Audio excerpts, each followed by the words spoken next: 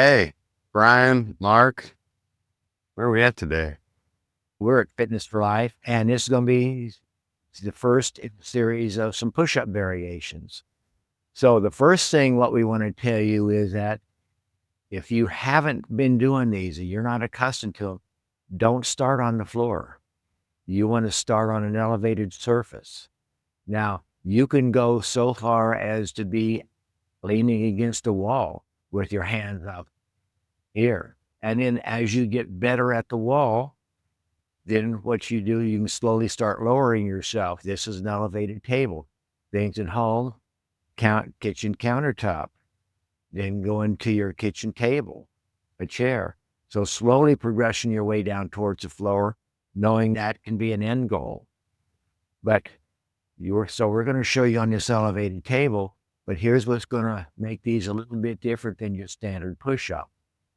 You're going to tweak these push-ups by changing your hand positions. Now, because this is going to be a progression, you may only want to do one or two of each of these positions, or you may want to do one set with one or two positions, come back, do another set, one or two, but always start out slow and easy. 1 to 3 reps just as a guideline. That's not a rule, but it's a guideline.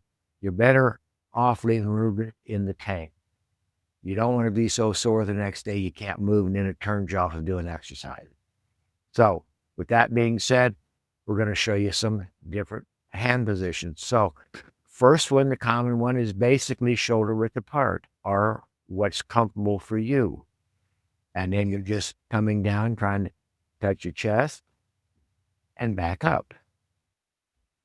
So you've got that position. Then the second position, in no particular order, you can go a little bit wider than shoulders. This will hit your muscles in a little bit different way. Then we like to go hands together. Some people call this a diamond push-up, but you can take it to your chest. Some people will take their nose to it, but that's more of a progression. Then the next one, you're going to take and separate your hands, one a little bit in front of the other. It doesn't take big tweaks, so you're not looking for big changes. Then you put the other hand back there and repeat on the other side. Another progression in, take and turn your palms inward or your fingers inward a little bit. Okay. Again, it doesn't take much of a tweak to affect big changes up the chain. And then the other one, turn your hands out a little. So 7 different basic positions, but then knowing that if you wanted to even get more creative, you can mix and match your hands with turn out and turns in, different position.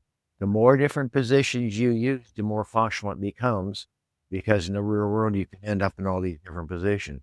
The other good thing is you're hitting the body in many different ways, which is good for overall functionality. Would you want to add in at all about maybe positions, maybe with flaring elbows out too much or anything like that?